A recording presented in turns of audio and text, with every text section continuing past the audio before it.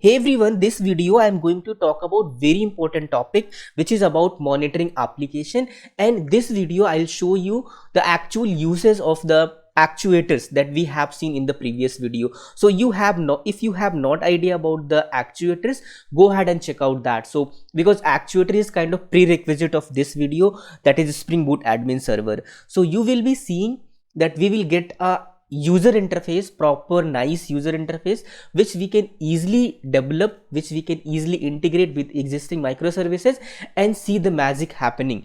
So let me show you what we are going to do this in this video. So first of all, we are going to build a Spring Boot admin server. So yeah, I'm saying that we are going to build a Spring Boot admin server, and you will be surprised to know that how easily we can do this. There is a starter dependency provided by Spring Boot. I just have to take that and few adds, few annotation. There is default auto wiring, default settings going to come into picture, and we are going to get lots of things which are production ready and ready to be monitored. Okay, and when we have this Spring Boot admin server running, now we have to register other microservices which we want to see with this Spring Boot admin server. Or we will be having microservices as client, and we will register those microservices with the Spring Boot admin server. How we are going to do this, I'll show you in the videos. Okay, this is the one microservice, and the same way we will be having other microservices as well, which we will register with the same Spring Boot admin server. We will have other microservice and we'll register that one. So all the microservices will be monitored from one place and only one place. So it's going to be very exciting. So do watch till the end. So next thing, I'm going to build the Spring Boot admin server. So how we can do this? So as always, I'm going to this initializer page, start.spring.io. So we are building the Gradle project. So adding dependency. So here you type just admin server. So you will get this admin client and admin server. So for now, I'm interested in this Spring Boot admin server. All right. So this is the only dependency that I need for now. So Java latest version, I'm going to use the Spring Boot admin. So this I'm going to name Green Learner. This I'm going to name admin server, and demo project. So monitoring server for microservices. So I'm naming it. So com Green Learner admin server. So whatever name you comfortable, you can give it. So I'm giving it admin server. Okay, and jar, I want this as 11, so that's fine. So now I'm going to generate it. So it is going to give me this admin server.zip. So this I'm going to open in IntelliJ IDE. So now I'm extracting it. So this is the admin server. This is the build.gradle. I'm going to open it with IntelliJ IDE. All this code you are going to get on the GitHub page that is in the description box of this video. So coming here, so it is opening. Go to the background. Yes. So let's see, this is the admin server that is coming. So yeah, it is building. Just let's wait for the indexing to finish and let it download all the things. So in the meantime, let me show you the build.gradle that it has prepared for us. So it has all these plugins and all this information. Important thing is this one, implementation starter server. So this is the important dependency, that is the like soul of Spring Boot admin server. This is all that is needed. So it is going to download all other things, all other dependencies for us. Hide the tip here. So I hope it has downloaded all the dependencies that is needed for us. So yeah, I'm good here. Coming here, and this class file it has given us. So for now, I want to go with the default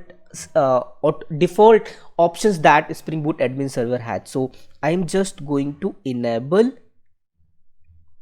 admin server. That's it. This is the only thing that I need. And the next thing that I need, that by default it is going to run on port 8080, but I want to change that. So let it be the server. Usually I use YAML, but for now just keep it properties itself. Server.port. So what port I need? So I need it to run on port 8081. So that's it. This is all that I need. So just start the server. So yes, in the console I can see the server is running now. So if you check out the console here, it is this is the important one, web embedded netty. So netty started on port 8081. So in the previous video, whatever we have seen, it was using Tomcat as a server, but with the Spring Boot admin, it is using netty as a server. I'll cover the differences between netty and Tomcat in separate video. For now, just understand that there are two servers that Spring Boot can use, netty and Tomcat. So for Spring Boot admin server, by default it is configured to be used by admin server as netty. So by default netty it's configured for Spring Boot admin. Okay, so now application is running on 8081. So let me go ahead and show you the UI. Coming here, localhost 8081, and that's it. Hit it. Yeah, yes, allow the notification to be up. So it is showing me this window all up. There are no applications instances. So I just walk you through the UI, how it looks like now. So wallboard, if you see, you are going to see all the applications that are registered with the Spring Boot admin. Here you are going to see all the applications also, but here you are going to see the wallboard nice user interface. Here the detailed information here, and journal you are going to see here that all the events that are happening with the individual client's registration with the server that you are going to see here. This is the section that you are going to see about Spring Boot admin, and if you want to explore all these things, you can go ahead and check out it. And this is the all the languages supported. If you want to change, you can change this one as well. So all these languages it is available on. So I'm going ahead with the English version. So this is the wallboard. So this is what our Spring Boot admin server is. Now the magic happens when we registered a one client with this Spring Boot. So let's do that. Coming here again, and now I'm going to remove this one. If you remember, when we typed admin here, there was other dependency, that is Spring Boot admin client. So click on this one. We have selected Gradle and Java. Go ahead and explore this option. I'm just interested in taking this dependency, starter client, this. So by now I think you have guessed what who is the client now. So far we are developing here product microservice, so that is going to be the client for now. And we added actuator in this product microservice in the previous video. Okay, so coming here on the build.gradle and adding this dependency here. And there is one more thing that I have to take care of, this one, dependency management, where I have to specify this one. So dependency management section is not here yet. So let me copy this entire section here and paste it here. And now I have to set this property as well.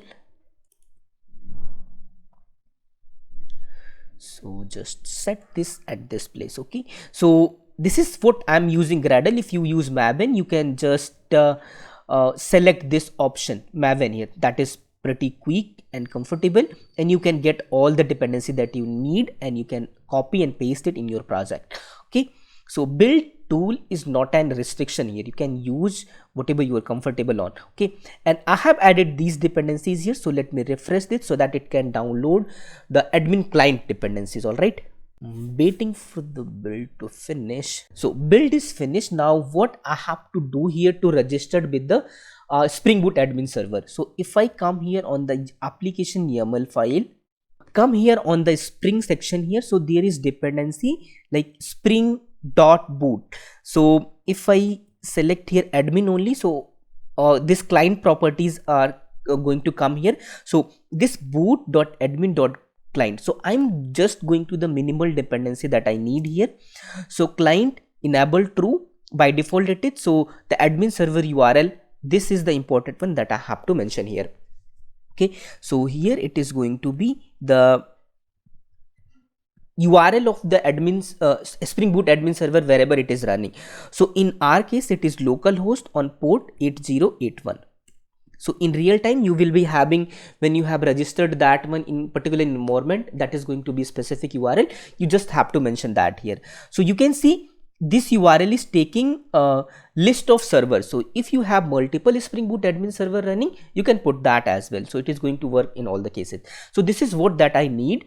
and just start the product application, and it is going to push all the actuator things, all the actuator endpoints, monitoring actuator endpoints that we have seen in the previous video to the Spring Boot admin server, and we can visualize all the things that we saw in the JSON or text format in the previous video. Now application is running here, and it is also, we can see that in the logs that application registered itself as this one. Okay, so let me go to the UI and show you this. Yeah, so when you see this, it has registered it automatically. And if I show you here applications, oh, so it got registered, but it also immediately got down. So let me show you the console on the admin server, what is happening there. Yeah, somehow unknown host exception failed to resolve. So I know why this error is coming. So there is version compatibility issue here. This is something that I tried many times, then notice that this is the problem. Okay, so if you see here, Spring Boot version is 2.4.2 and Spring Boot admin version is 2.3.1. so by somehow this version is not compatible with this one, that is why this error is coming. So I have to degrade it, Spring Boot version, to some previous version. So I tried with 2.3.8 and it worked, so I am going to demo you with that one. So when you are trying it, so you check first with the latest version, and if it's maybe that in future versions they have resolved this problem, but still that problem is coming, try downgrading the Spring Boot version. Okay, so I'm just doing that 2.3.8 with this 2.3.1. okay, stopping it and starting it again. So our product microservice is still running. Okay, so when the moment is started, that registration is automatically going to happen itself.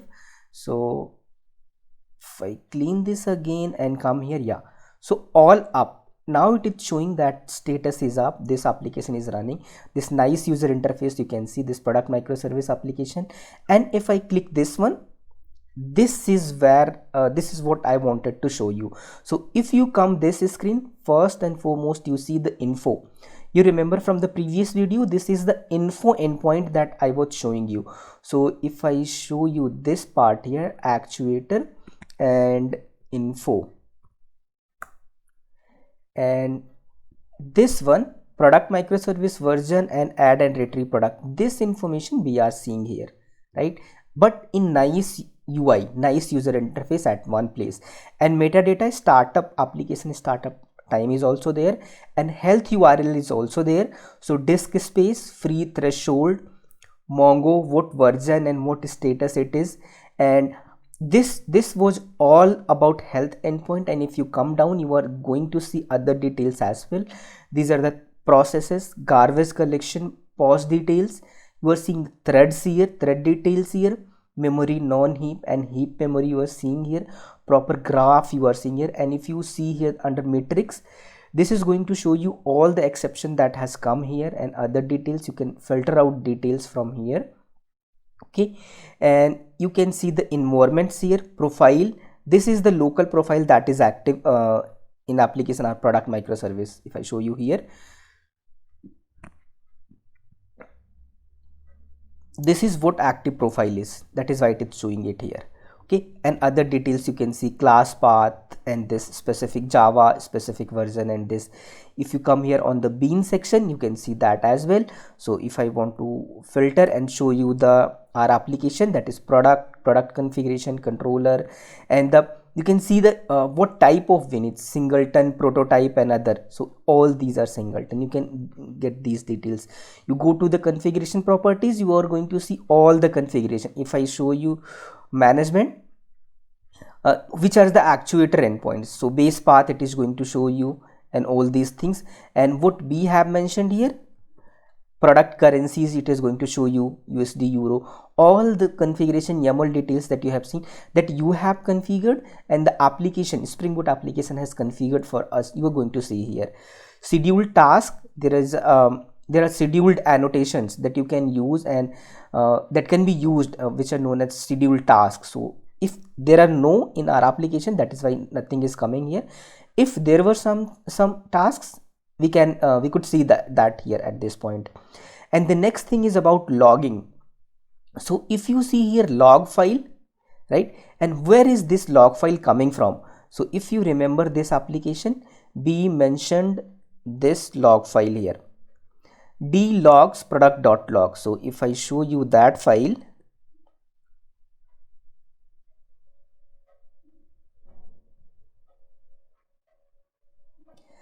d coming to logs and this product.log. So the same information that we are seeing here by opening this file here, same thing we are same thing we are able to see here on user interface. So it is showing in the wrap lines, like if I want to see the single line, I can see this one.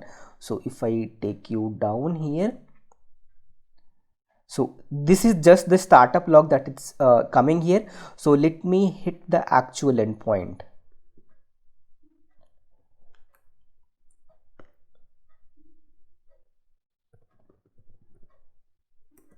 So this is what is in the history, that is why I did this. So this thing I am able to see, and if I show you here in the log here, it is coming here, right? It is coming here at the end of the log file. It's pretty long here. Here it is coming, and the same thing I can show you here. Yeah, earlier I was able to see the open connection, and now I am seeing this request URI, request method, body, status, and all those things, response body, and these things, all this info. You can see the timing also, 22:43, right? So this is the log file that you can see at your monitoring point. All right, so this is the advantage of this one. Loggers, this info debug I'm going to show you in subsequent video. This I do not want to make too long video, that is why I have divided it into multiple parts. So this part is very much important, that I'm going to explain in the next video. Coming to the next one, thread dump, heap dumps, you all these details you can see here, web mappings, HTTP traces that I showed you in the previous video, you can see this here as well. So this is the HTTP trace product list that we just hit here. That is why this HTTP trace we are able to see here. Okay, and if you click here, all the request and response you can see here that we were able to see in the HTTP trace actuator endpoint. Cache, if there were any cache details, as of now we do not have any, that is why it is empty. Otherwise we could see there. So this HTTP trace and all other things, Spring Boot admin, you can see here. As of now we have only one instance, that is why I am able to see only one. So this was the wall board, this is the applications, and from here also you can go, and here you have to see that where you are clicking. When you click this one, if you are clicking this one, you are not going to get anything because it is going to hit this one. So keep this in mind. Okay, you come back here, you go to this instance ID, dynamic instance ID, and click this one, and you are going to end up here at this page. All right, and if I say here instance is down here, what was the reason? The reason and all details you can found admin server. Coming to here, no logs are coming here. Coming to product service and see the logs here, what was happening, is there any wrong? No, nothing is wrong here. So come here again, and this application is down, and if you click on the journal here, you can see all the details, registered, status changed, endpoints, info changed. All right, if I come here on the wall board, it's like from the color itself you can see that there's something is wrong with the application. Yeah, I refreshed it, came up here. Okay, so there was maybe some like for certain moment of time there was some problem, but that got resolved quickly, automatically. Okay, and if I click this part here and this one, I was explaining this one, I have to click this instance ID here, and I'll end up the same screen where I got from here. Okay, so this is the both places that I can go through. Okay, and this is the journal that I was telling you, and this is the about section that I already have explained. And that's all about this video, Spring Boot admin. There are lots of other things that when any application is going down, I should be able to get the notification. And how one more thing that I was explaining here, that this part, logging and loggers part. So usually these are the different labels of log, and how I can change this and how it is going to affect. I'm going to explain that in the next video. I have divided this in 2-3 part so that it's easy to jump between the topics if I want to move. Okay, so I'll see you in the next video with the next part. Till then, stay safe, take care, bye bye.